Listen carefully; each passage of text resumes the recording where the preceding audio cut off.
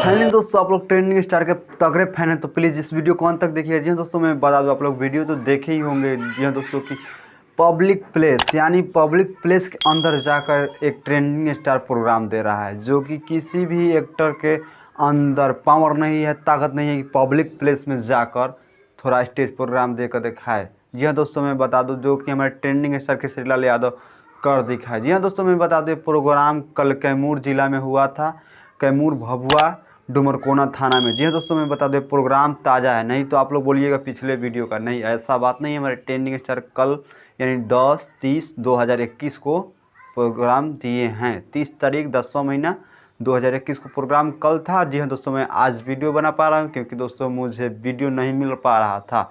एक आदमी से मैंने मंगाया कॉल करके। जी दोस्तों, मैं बता दूँ आप लोग खेसारी लाल यादव के तगड़े फैन है तो प्लीज़ इस यूट्यूब चैनल को सब्सक्राइब कर लीजिए, क्योंकि मैं खेसारी लाल यादव से जुड़े अपडेट लेकर आता रहता हूँ। मिलते हैं नेक्स्ट वीडियो के बाद, तब तक ले बाय बाय।